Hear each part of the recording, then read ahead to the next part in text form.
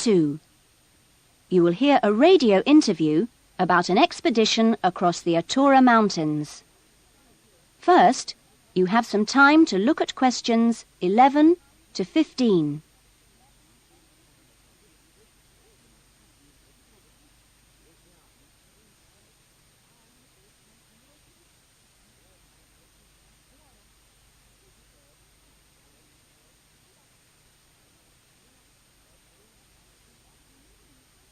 Now listen carefully to the interview and answer questions 11 to 15. A dream came true in 1995 when, over 96 days of the spring and summer, an expedition of 4 men undertook what they believed to have been the first and only complete end-to-end crossing of Morocco's Atura Mountains. I talked to Charles Owen, the leader of the expedition group, about the trip. Charles, how much planning went on beforehand? Well, as you know, I run these walking trips across the mountains for tourists, and over the years I've collected maps and other data to prepare what I call a route book for this trip. And this book basically shows the route across the mountains that we took. You actually broke records while you were out there, didn't you? Yes, it was 900 miles in total, and we managed to climb 32 peaks that were over 3,000 metres high, including Tube Karl, which is, of course, the highest in North Africa. Yeah. We weren't actually out to make a name for ourselves. It just happened, really.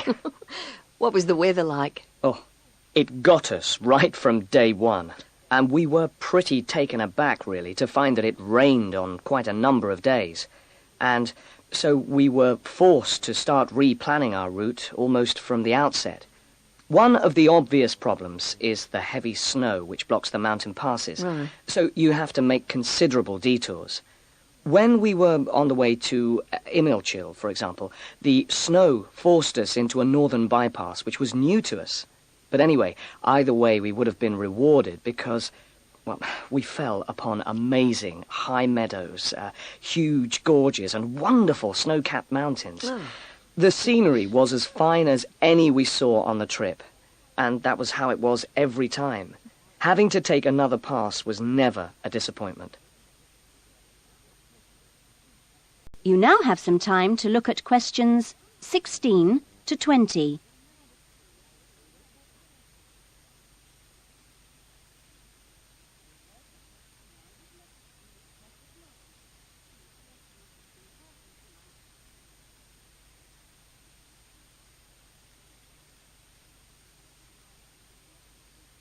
Now listen to the rest of the interview and answer questions 16 to 20. It was in many ways a social trip, wasn't it? Yes, yes. We'd arranged to meet up with friends at various points on the journey. I mean, this was actually one of the purposes of the trip.